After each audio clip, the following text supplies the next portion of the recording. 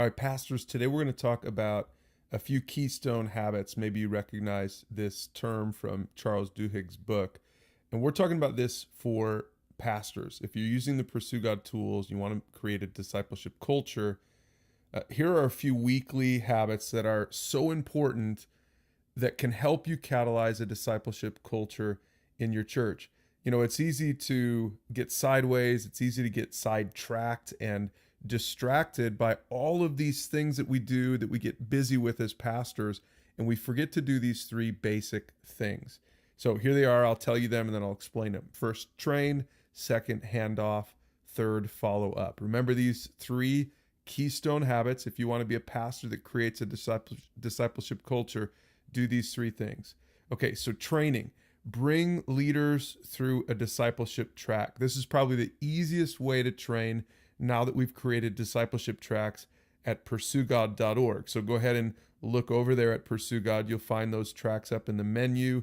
Click on Start Here, Discipleship Tracks, and you'll notice we've got all kinds of tracks for women, for men, for couples, for senior high, for junior high. Check out all the different tracks we have. You can just use the regular Pursuit track if you're not sure which one to use.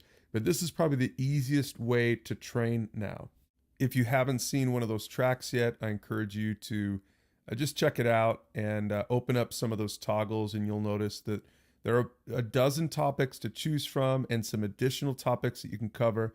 The whole point here is to walk with someone through these 12 topics. And as you do it, you're walking them around the circle, helping them trust Jesus, helping them learn about honoring God. And then actually that last section in every discipleship track is a training section. So this is probably the easiest, simplest way to model and train discipling. That's the first thing. Now, the second thing, once you train a bunch of mentors in your church, you're going to want to hand them off. And what that means is you're going to connect people in your church, people who need a mentor, to these newly trained mentors. It's as simple as that. You're going to leverage your pastoral leadership in the church to make connections.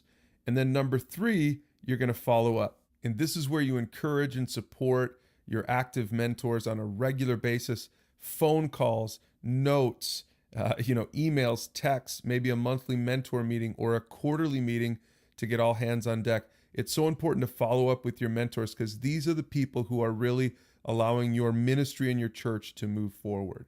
So those are the three keystone habits. Train, hand off, follow up. Do this regularly. Make sure that you're doing this every single week in your ministry. These are the most important things you can do. If you do these three things regularly, then you can create a discipleship culture in your church.